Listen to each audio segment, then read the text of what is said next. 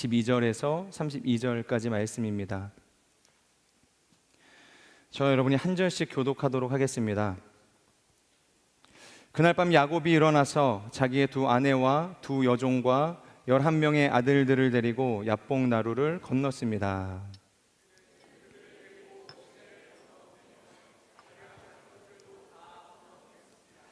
그리고 야곱은 홀로 남아 있었는데 어떤 사람이 나타나 동틀 때까지 야곱과 씨름을 했습니다. 그 사람이 자기가 야곱을 이기지 못하는 것을 알고는 야곱의 엉덩이 뼈를 쳤습니다. 야곱이 그 사람과 씨름하는 사이에 야곱의 엉덩이 뼈가 어긋나게 됐습니다. 그 사람이 말했습니다. 동이 텄으니 나를 보내다오. 야곱이 대답했습니다. 저를 축복하지 않으시면 못 갑니다.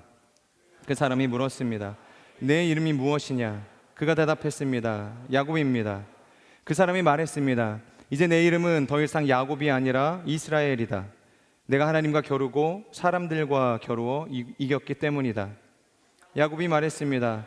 주의 이름을 말씀해 주십시오. 그가 대답했습니다. 어찌 내 이름을 묻느냐?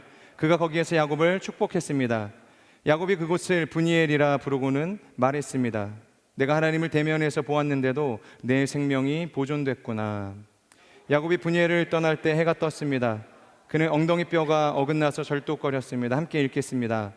그 사람이 엉덩이 뼈에 힘줄을 쳤기 때문에 오늘날까지 이스라엘 자손들은 엉덩이 뼈에 붙은 힘줄을 먹지 않습니다. 아멘. 오늘은 씨름하며 기도하라 라는 주제로 말씀을 좀 나누도록 하겠습니다. 여러분, 터닝 포인트라는 말이 있죠. 이것의 사전적인 의미는 어떤 상황이 다른 이 상태나 다른 방향으로 완전히 뒤집어지게 되는 이제 계기 혹은 이제 그 시작점을 이야기합니다. 이 계기는 상황이 되어질 수도 있고 때로는 사람이 될 수도 있습니다. 중요한 것은 어떠한 이 특정한 이 매개가 원인이 되어서 그러니까 이전과는 전혀 다른 그림이 앞으로의 삶 가운데 펼쳐지게 된다는 것입니다. 가령 예수의 죽음이라는 사건을 통해서 우리 인류 가운데 BC와 이 AD라는 이 시간의 터닝 포인트가 생겨나게 되었죠. 그리고 예전에 이 대한민국에 이 세월호라는 안타까운 사건이 있었지만 그 사건 이후로 이 대한민국 신학의 이 AD와 이 BC가 나뉘게 되었다라는 이야기를 하기도 했습니다. 또한 어떤 영화 배우에게도 이런 그 BC와 AD를 가르는 특별한 이 상황이 있었다는 이야기를 들은 적이 있습니다. 그러니까 당시 무명의 배우였던 이 배우는 하나의 배역을 따내기 위해서 굉장히 많은 오디션들을 보지 않았겠습니까? 누구나 연기를 꿈꾸는 사람들이라면 당연히 알아야 할 것이 어떤 배우를 막론하곤 당연한 배역은 없다는 것이죠. 그저 주어지는 배역은 없다는 것입니다. 간절히 찾고 구하고 내가 따내야 할 배역만 있을 뿐이라는 것이에요. 그래서 그날도 어김없이 그는 자신의 모든 것을 다해서 이 사력을 다한 오디션을 보고 있었습니다. 근데 오디션을 이제 보면서 지나온 시간들에 대한 굉장히 큰 뭐라고 해야 될까요? 성취하지 못한 시간에 대한 안타까움이라고 할까요? 그리고 이렇게 노력을 하는 인생 가운데서 앞으로 과연 잘 될 수 있을까에 대한 이 불확실한 미래, 그러니까 이 갈림길 속에서 스스로가 굉장히 큰 회의가 들었던 것 같아요. 그래서 이번에 오디션을 보고도 만약에 떨어진다 그러면 연기를 그만두리라 이제 그런 생각을 하고 오디션을 이제 보게 되었습니다. 근데 오디션을 보고서 집으로 돌아와서 이제 문자를 받게 되었는데 불합격 통보의 문자였습니다. 아쉽게도 당신은 이번에 우리와 함께 할 수 없게 되었습니다. 너무 안타까운 문자였죠. 그러니까 스스로 최선을 다했다고 생각했지만 이 관계자들이 보기에는 뭔가 부족했던 것 같습니다. 그래서 그 상황이 참 마음의 어려움으로 다가왔지만 그보다 그를 가장 허탈하게 했던 것은 그 누구도 자신이 왜 떨어졌는지에 대한 이유를 알려주지 않는다는 거예요. 그러니까 차라리 무엇을 좀 고치고 다음에 다시 오면은 잘 될 것이다. 뭔가 긍정적인 이 사인을 준다고 한다면, 조언을 해준다고 한다면 그래도 좀 붙들고서 미래를 도모해 볼 텐데 왜 떨어졌는지를 모르는 겁니다. 그러니까 누구도 자신의 연기에 대해서 관심이 없었던 것이죠. 그래서 결국 이것을 끝으로 배우 생활을 접어야 되나 이제 그런 생각을 하고 있을 때 한 통의 전화가 걸려오게 되죠. 방금 전까지 자신의 이 오디션장에서 조감독으로 자신의 연기를 지켜보고 있었던 한 사람의 전화였습니다. 그리고 그가 이렇게 이야기를 하죠. 저는 정말로 당신의 연기를 감명 깊게 보았습니다. 처음부터 끝까지 그것을 유심히 관찰했다는 것이죠. 그리고 안타깝게 이번에는 나에게 결정권이 없어서 당신과 함께 할 수 없지만 정말로 나중에 당신도 잘 되고 나도 잘 되고 우리가 서로 잘 됐을 때 당신을 꼭 내가 연출하는 이 영화에 캐스팅하고 싶습니다. 당신과 만날 수 있기를 바랍니다. 그렇게 이야기를 했다는 거예요. 그러니까 어떻게 보면 마음 좋은 이 조 감독의 형식적인 인사였을지도 모르겠습니다. 하지만 이 단역 배우에게는 그 메시지조차 굉장히 큰 울림이 되었고 충격이었다는 거예요. 결국 그 메시지를 통해서 이 배우는 계속해서 달려가야겠다라는 용기를 얻고 결정을 한 거죠. 이 사람은 지금 그 시간을 뒤로하고 계속 달렸던 끝에 대한민국 최초로 아카데미 작품상을 받게 된 세계적인 배우가 되었죠. 누굴까요? 다 아시는 얘기를 제가 지금 이렇게 길게 해서 언제 끝나나 그러고 이제 있으셨을지도 모르겠는데 송강호 씨입니다. 송강호 씨의 이야기죠. 그리고 송강호 씨를 알아봐준 당시의 조 감독은 누구였을까요? 봉준호 씨였겠죠. 그 둘이 처음으로 만나게 된 영화가 살인의 추억이었습니다. 그러니까 이처럼 이들은 서로에게 있어서 인생의 터닝 포인트가 되어 주었죠. 송강호 씨에게는 이 봉준호 감독이 그런 계기를 만들어 주었고, 봉준호 감독에게는 이 송강호 씨가 그런 계기를 만들어 주었다는 거예요. 오늘 우리가 살펴볼 이 야곱의 인생을 보면 가족의 붕괴로 인해서 이 형과의 갈등, 또 아버지와의 갈등으로 인해서 어쩔 수 없이 고향을 떠나게 되지 않습니까? 그런 그때 이 외로운 여정 속에 하나님께서 야곱을 강권적으로 찾아가 주십니다. 지금까지 한 번도 하나님이 어떠한 분이신지, 하나님과 인격적인 만남도 없었고 그분 앞에 뭔가 간절한 예배도 없었던 이 야곱의 인생이 하나님은 드디어 누구신가, 그리고 그분이 자신의 삶을 어떻게 인도하시는가를 경험하게 되어진 터닝 포인트가 되었다는 것입니다. 쉽게 말해서 이 계기적 실존을 경험하게 된 것이죠. 하나님이 살아계시구나, 그리고 내가 하나님 안에서 어떠한 존재이구나라는 것을 경험하게 된 사건이었다는 거예요. 자, 그렇다면 그 베델의 사건 이후 이 야곱의 인생은 어땠을까요? 변했을까요? 극적으로 그의 인생이 뭔가 하나님이 원하시는 선한 인생으로 나아갔을까요? 사람은 쉽게 변하지 않죠. 사람은 고쳐 쓰는 거 아니라는 이야기가 있듯이 사람은 잘 변하지 않습니다. 야곱의 삶이 베델의 하나님을 만난 이후에도 거룩한 삶으로 나아가지 못했다는 것입니다. 그는 여전히 자신의 욕심이 가장 중요한 사람이었고, 그래서 삼촌 라반의 집으로 갔을 때에도 물론 삼촌의 어떻게 보면 사기로 시작이 된 거죠. 자신이 사랑하는 여인을 아내로 주지 않고 자신은 전혀 관심도 없는 그 여인을 자신의 아내로 주면서 시작된 불화였지만 결국 자신도 삼촌에게 같은 방식으로 갚아주지 않습니까? 거짓으로 속이는 자가 되어서 삼촌을 기만하는 일들을 했다는 것입니다. 어린 시절 속이는 자가 되어서 자신의 아버지의 집을 떠나왔었던 이 야곱은 여전히 속이는 자의 인생을 끊어내지 못하고 또 속이는 인생을 살아가게 되었다는 것입니다. 하나님을 만났고 그가 하나님 앞에서 하나님이 원하지도 않았지만 거룩한 다짐을 드리고 서원도 했지만 고집스럽고 탐욕스러웠던 이 야곱의 인생이 쉽게 변하지 않았다는 것입니다. 그저 지금처럼까지 앞만 보며 달려가는 것입니다. 광야를 베델이 되게 하셨던 하나님의 이 함께하심을 경험했음에도 불구하고 그는 여전히 혼자서 앞만 보며 달려가는 거예요. 주변을 보지 못하는 것입니다. 하나님의 음성을 듣지 못하는 것이죠. 제가 언젠가 저희 가족들이랑 찜질방을 간 적이 있습니다. 그 덕분에 저희 이제 두 딸이 굉장히 이제 신이 났어요. 어떻게 한시도 가만히 있지를 못하고 이곳저곳을 이제 들쑤시며 다니는 거예요. 이 명절도 그렇고 뭐 이제 연휴나 이럴 때 보면 찜질방에 얼마나 사람이 많습니까? 앉아 있으면은 뭐 이렇게 조금만 이제 움직이면은 이제 부딪힐 정도의 이제 좁은 공간들밖에 없는데 거기를 막 뛰어다니기 시작하는 거예요.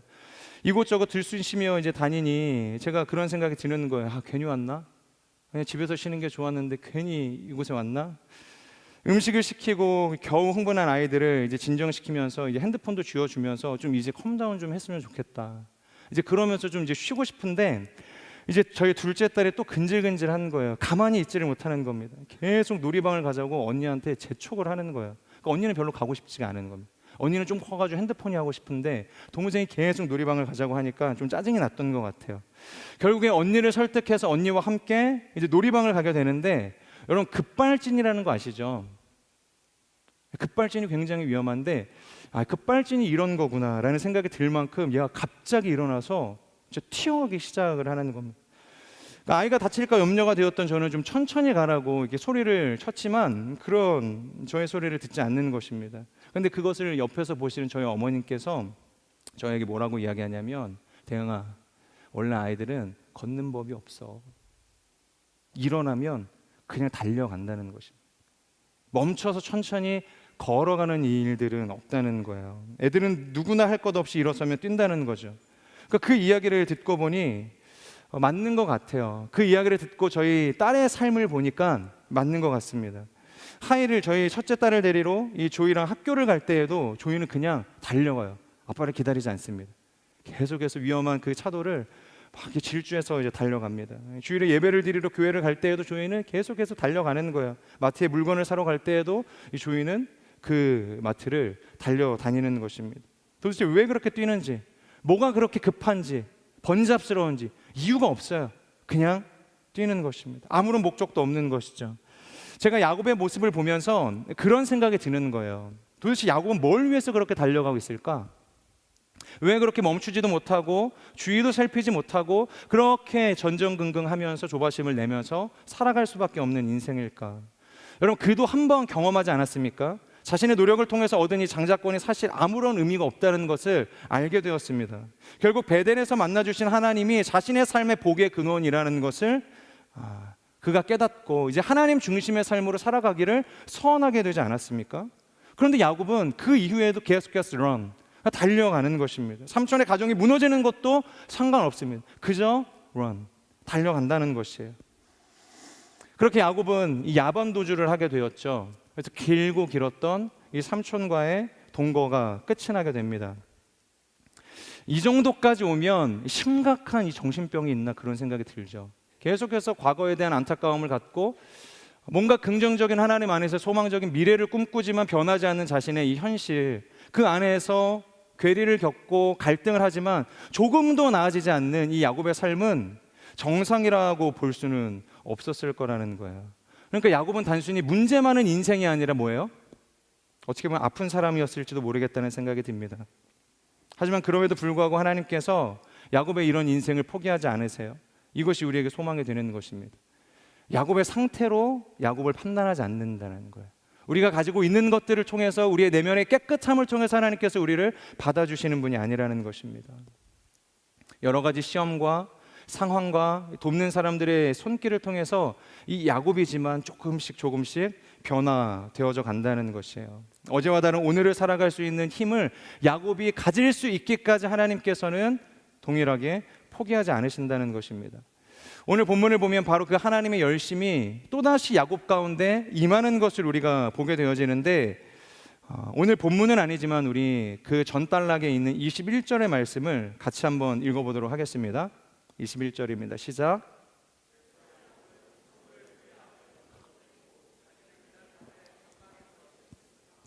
지금 21절을 보면 야곱이 분노한 형 에서를 만나기 전에 그의 화를 풀기 위해서 나름의 묘수를 강구합니다. 그러니까 자신이 가진 것의 거의 전부를 형을 위한 선물로 이제 보내는 것이죠. 이것은 야곱이 가지고 있는 어떻게 보면 이 연약함, 그 안에 있는 두려움과 공포를 상징적으로 보여주는 것이겠죠. 지금 그는 당당하게 형을 만날 용기가 없고 고향으로 돌아갈 용기가 없었던 것이죠. 여전히 불안하고 두려운 마음이 가득한 것입니다. 그래서 인간적인 지혜와 어떻게 보면 기지를 지금 발휘하고 있는 것이죠. 자신의 무리를 세 대로 나눕니다. 그러니까 세 개로 나누는 거예요. 그리고 자신은 가장 후미에 있는 것이죠.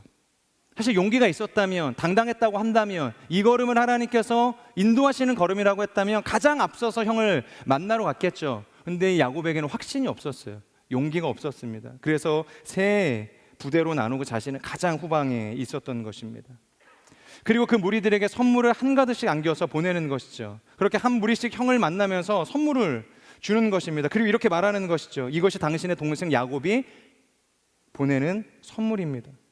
심지어 동생이라고도 이야기하지 않습니다. 당신의 종 야곱이 보내는 선물이라는 것이죠.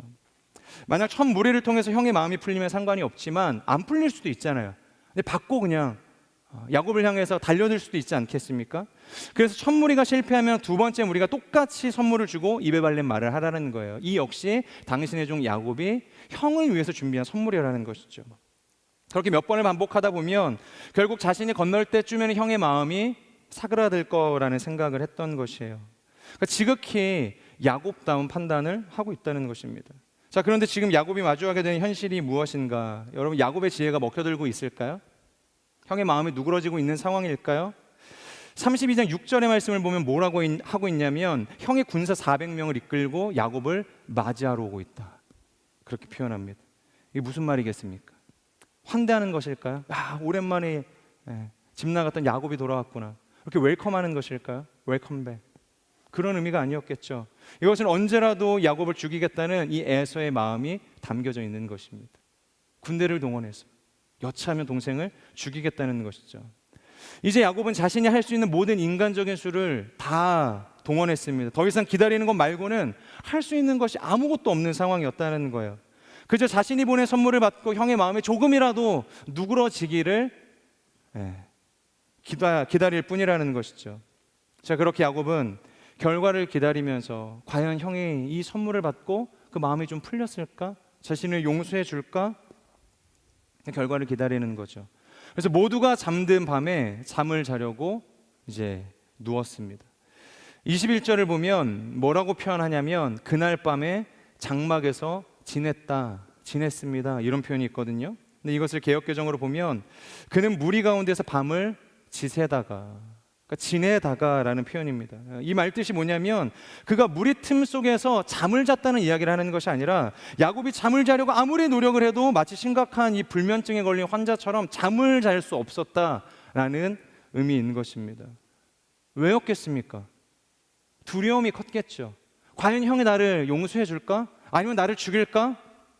그 형과의 대면이 너무나 공포스러운 거예요. 그러니까 온갖 부정적인 생각이 다 드는 것이죠. 강을 건너긴 해야겠는데 넘어야 할 산이 너무 큰 것입니다. 도무지 넘어갈 용기가 나지 않는 것이죠.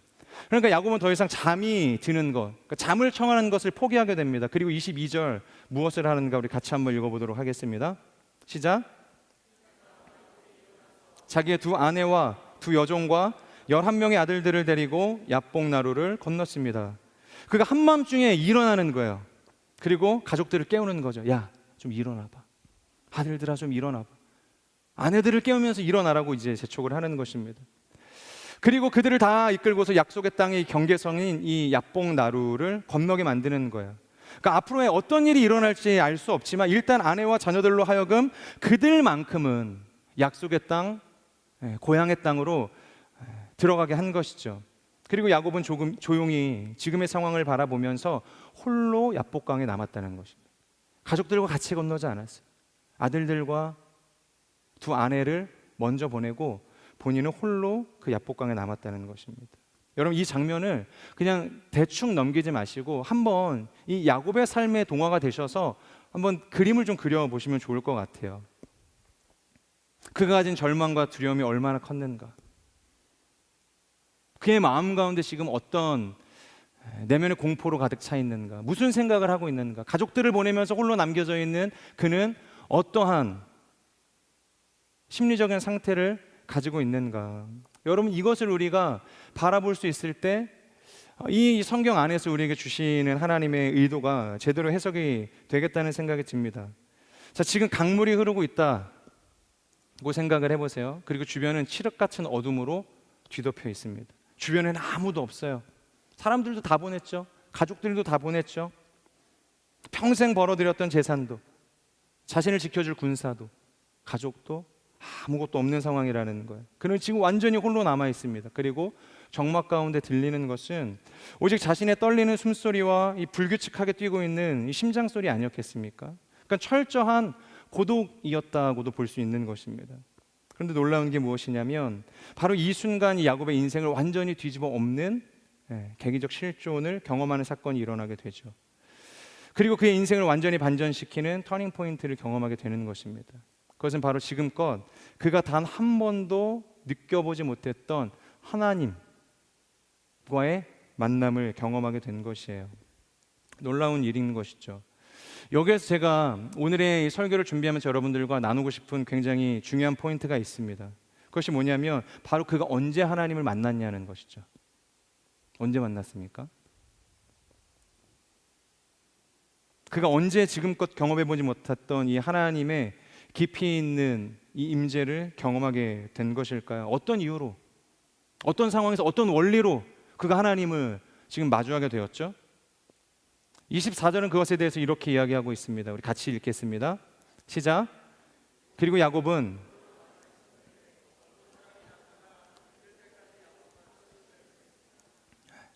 홀로 남게 된 그 밤, 홀로 남게 되었을 때 야곱은 어떤 사람과 더불어 밤새 씨름을 했다고 말을 합니다. 24절은 더 이상의 설명을 해주고 있지 않지만 야곱이 밤새 더불어 씨름한 사람이 누굽니까? 사람이 아니겠죠. 어떤 천사적 존재도 아니겠죠. 그분은 하나님이라는 것을 우리가 알잖아요. 그러니까 지금 야곱은 인생에서 거의 처음으로 너무 선명하고 강력한 하나님의 임재를 체험하게 된 것이죠. 물론 집을 떠나 나왔을 때 이 베델에서 하나님을 만나죠. 환상 가운데 하나님을 만나게 됩니다. 그런데 그것은 잠시 보고 듣는 것에 불과하겠죠. 함께 붙들고 밤이 새도록 씨름했던 이 상황과는 비교할 수 없었다는 것입니다. 그렇다면 이 시점에 야곱이 하나님을 만날 수 있게 되었던 이유가 뭐냐는 거예요. 단순히 그의 열심 때문이었을까요? 아니, 불쌍했기 때문에? 하나님께서 이제 됐다, 이제 그만하자, 내가 지켜줄게, 이런 의도였을까요? 24절이 아까 뭐라고 이야기하고 있습니까? 그가 하나님을 만나게 되었을 때가 언제라고 이야기하냐면 야곱이 홀로 남아있을 때라고 이야기를 한다는 거예요. 여러분, 우리가 하나님을 만난다고 할 때 제일 중요한 조건이 바로 이것입니다. 바로 야곱이 홀로 남아있었습니다. 여러분, 이 조건이 채워지지 않으면 누구도 하나님을 만날 수 없다는 것입니다. 왜냐하면 정말 저 자신을 봐도 그렇고 우리 모두에게 너무 이상한 사실이 하나가 있어요. 우리의 삶에 일어나는 모든 일은 결국 다 사람이 하는 것처럼 보이지만 하나님께서 주도하시고 행하시는 일이라고 여러분 확신하시죠? 믿으시죠?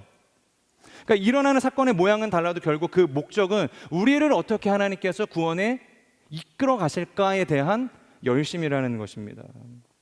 그러니까 내 삶에서 일어나는 모든 사건은, 고난은, 어려움은 하나님과 씨름해야 해결되는 것이지 다른 그 무엇과 씨름한다고 해서 해결될 문제가 아니라는 것입니다. 왜냐하면 하나님께서 이 모든 문제의 주도권을 가지고 계시기 때문에. 사람 때문에 일어나는 일처럼 보이지만 하나님께서 주도권을 가지고 계시면 사람과 씨름해서 해결할 문제가 아니라 하나님과 씨름을 해야 된다는 거예요. 그런데 우리는 정말 이상한 습관이 뭐냐면, 예를 들어서 배우자와의 관계가 안 좋아. 여러분, 하나님과 사이가 안 좋은데 배우자와의 관계가 좋을 수 있습니까? 하나님과의 관계가 안 좋은데 목사님을 사랑할 수 있습니까? 순장님을 사랑할 수 있습니까? 지체를 사랑할 수 있어요? 주의 몸된 교회를 사랑할 수 있습니까? 사랑할 수 없다는 거예요. 그게 요한일서의 핵심 아닙니까? 보이지 않는 하나님을 사랑하지 못하는데 어떻게 보이는 바 형제를 사랑할 수 있니? 그러니까 형제를 사랑하지 않는다는 것은 결국 하나님을 사랑하지 않는 것과도 같다는 것입니다. 그러니까 하나님과의 관계가 무너져 있으니까 사람과의 관계도 무너져질 수밖에 없다는 것입니다. 그렇다면 답은 무엇일까요? 무엇으로 이 얽힌 실타래 같은 문제들을 해결해야 될까요? 사람과 씨름한다고 해결이 될까요? 그럴 수 없다는 것입니다. 이것은 사람과 씨름해서 해결할 문제가 아니라 하나님과 씨름해서 풀어야 할 문제라는 것입니다. 근데 우리의 문제는 이러한 문제 앞에서 배우자를 붙들어 놓고 계속해서 배우자와 씨름하는 거예요. 순장님과 씨름합니다. 목사님과 씨름합니다. 부모님과 씨름하는 것이죠. 술 끊어라, 게임 좀 끊어라, 유튜브 좀 그만 봐라, 그 친구 만나지 말고 학교는 어디 갔으면 좋겠다. 죽어라, 배우자하고 가족하고 자녀하고 씨름을 하는 거예요. 결코 끊어낼 수 없는 씨름을 하고 있는 것이죠. 그러니까 여러분, 제 눈에 뭐라도 하나 붙잡고 씨름할 만한 게 있으면 사람은 그거 붙들고 씨름하지 하나님과 씨름하지 않는다는 것입니다. 그런데 어느 날 내가 붙들고 씨름할 수 있는 모든 것이 완벽하게 사라진 그때 누구랑 씨름한다는 거예요? 하나님과 씨름할 수 있게 된다는 것입니다. 제가 20대 시절 전부를 이제 중국에서 유학 생활을 하면서 지냈거든요. 대학도 중국에서 나오고 청년기 신앙생활의 전부도 다 이제 중국에서 보냈는데, 만약 그때의 시간이 없었다면 지금 저의 삶은 없었을 거라는 이 확신이 있습니다. 중국에서의 이 단련된 이 선교사님의 고된 이 훈련과 네, 이 신앙 교육 때문에 제가 있었다라는 생각이 드는데, 그때 이런 시기가 한 번은 있었습니다. 열심히 교회에서 신앙생활 잘하고 리더십으로 잘 섬기고 새벽에 교회 가서 새벽 기도를 섬기고 예배하고 그리고 저녁에 교회에서 마무리하는 이 모든 시간들이 저에게 너무 행복했던 시절들이 있어요. 그리고 교회 안에서 함께 순모임하고 뭔가 교회 사역을 하는 이런 과정들 자체가 너무 이거 너무 완벽한데? 하나님께서 정말로 나를 복 주시는데? 라는 생각이 들 정도로 저의 신앙에서 완벽했던 순간이 있었습니다. 그런데 하나님께서 떠나라고 이야기하시는 거예요. 그러니까 제 모든 상황을 이곳이 아니라 다른 지역으로 떠날 수밖에 하나님께서 만드셨다는 거예요. 그러니까 완전히 독립되고 고립되어진 지역으로 갈 수밖에 없는 상황이 됐습니다. 어쩔 수 없이 제가 지내던 그 청도라는 지역에서 기차를 타고 이틀이나 가야 도착할 수 있는 지역이었어요.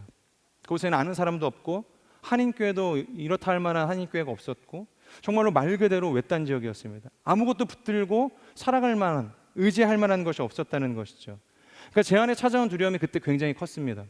중국이라는 지역에서 사는 것 자체가 너무 힘든데 아무것도 없는 이 서안이라는 곳으로 갑자기 가야 되는 상황이었던 거예요. 제 의지가 아니었습니다. 상황이 그렇게 만들어졌죠. 그러니까 제가 그때 얼마나 주변 사람들을 붙들고 씨름했는지 모릅니다. 교회 모든 사람들을 아마 다 붙들고 씨름했던 것 같아요. 사람들을 붙들고 내 안의 걱정과 염려를 토하면서 이 어떻게 해야 되냐, 이거 가야 되나 말아야 되나, 이 기회를 잡아야 되나 포기해야 되는가, 그때 여러 가지 고민들을 했습니다. 그때 저에게 영적인 멘토였던 그 누님이 한 분 계셨는데 그때 그분이 저에게 뭐라고 이야기하셨냐면, 대응아, 이제는 하나님 앞에서 홀로 예배하는 법을 배워야 할 때인 것 같아. 그러니까 본인이 기도하는데 저를 향한 그 마음을 그렇게 알려주셨다는 거예요.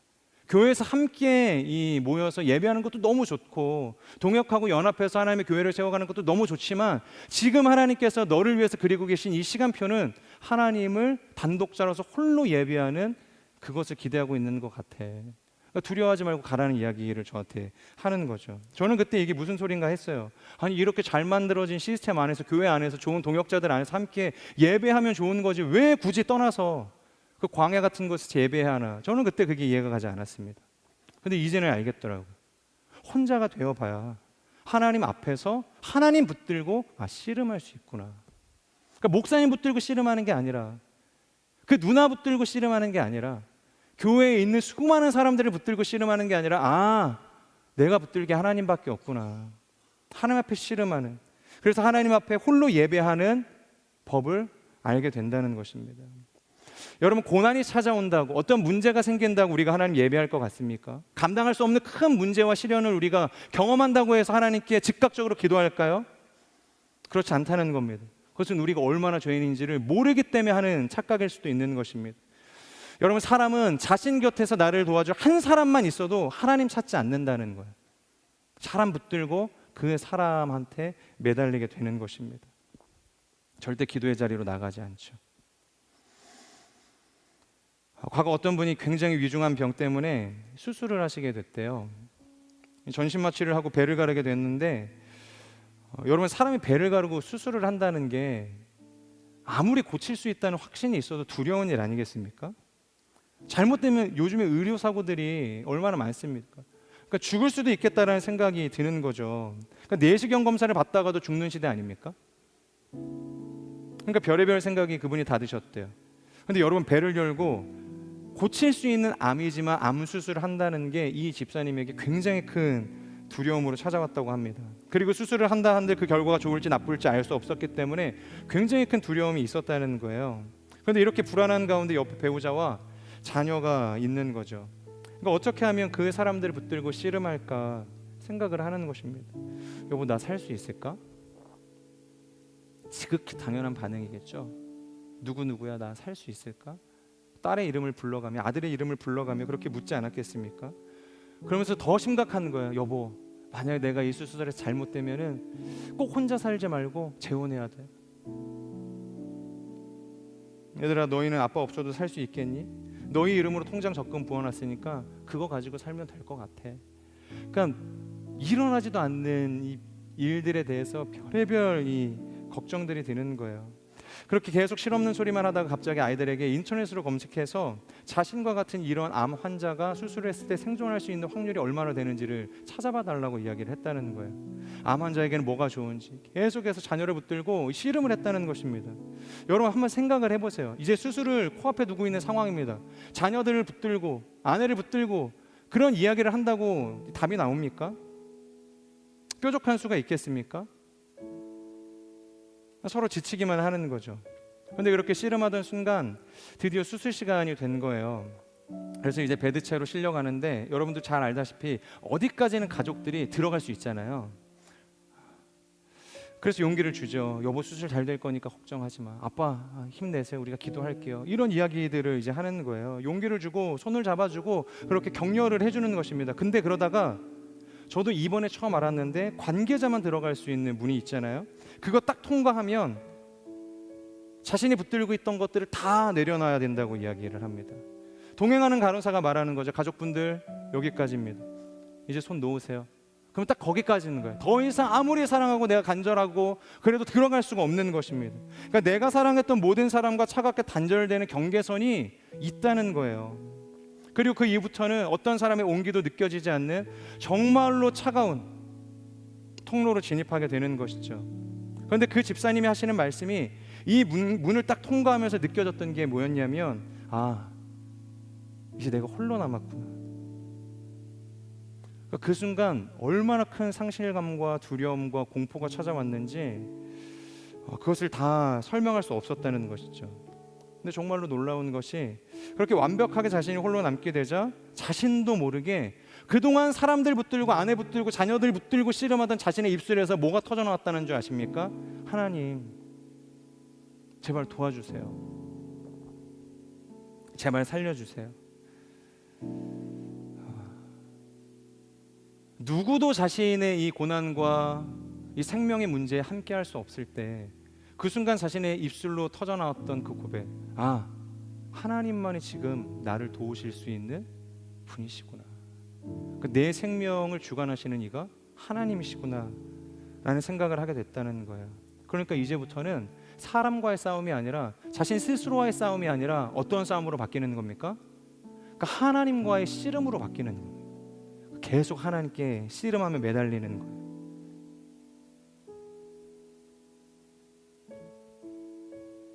여러분 오늘 우리가 이 야곱의 이야기를 통해서 깨닫게 되는 게 무엇입니까? 바로 우리의 인생의 문제를 내시는 분이 누구실까요? 아버지가 냈을까요?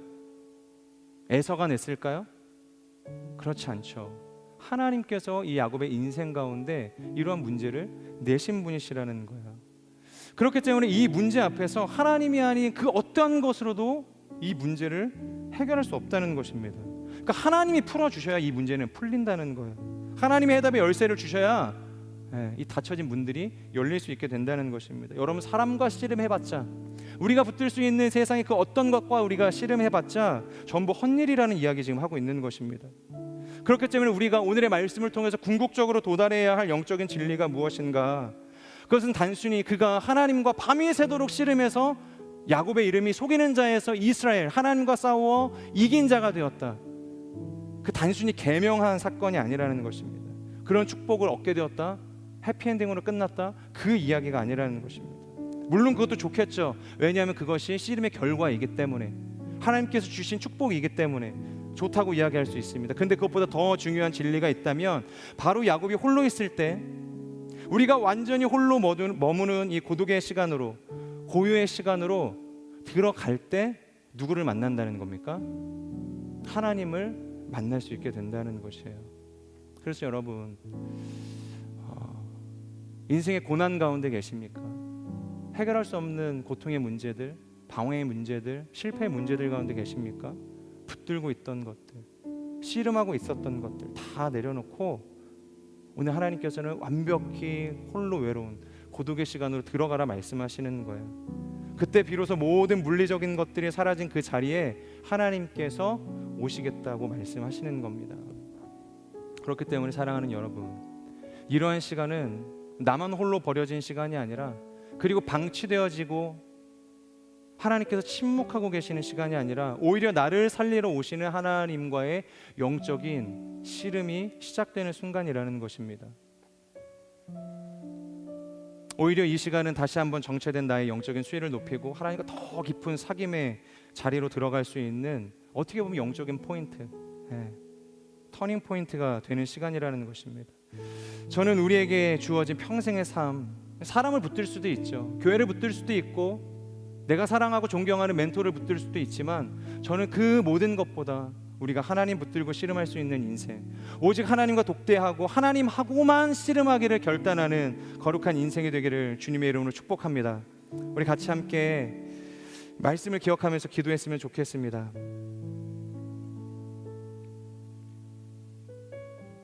야곱은 모든 소유와 가족을 먼저 보내고 야복 강가에 홀로 남아있을 때 비로소 하나님을 만났죠. 인생의 밤, 그리고 내가 느끼는 이 철저한 고독의 시간은 어찌 보면 버려진 시간이 아니라 전능자이신 하나님을 만나는 시간인 줄로 믿습니다. 거룩하신 하나님, 우리의 인생 가운데 마주하게 되어지는 외로움과 불안, 그리고 홀로 남겨진 것 같은 모든 두려움의 시간을 주님 앞에 올려드립니다. 나를 돕던 모든 사람들의 손길이 끊어지고 의지하던 것들이 사라진 이 홀로의 시간을 오히려 내가 두려움으로 상실시키지 않게 하여 주시고, 주님을 깊이 만나게 되어지는 영적인 터닝 포인트가 될 수 있도록 성령 하나님 역사하여 주시옵소서. 세상의 소음이 차단된 지금 오직 나의 숨소리와 주님의 임재만이 남게 되어지는 분이엔의 밤을 경험하는 거룩한 이 시간 되게 하여 주시옵소서. 함께 말씀을 기억하며 우리의 삶을 주 앞에 올려드리며 우리 주여 간절히 선포하며 기도하며 나아가겠습니다. 주여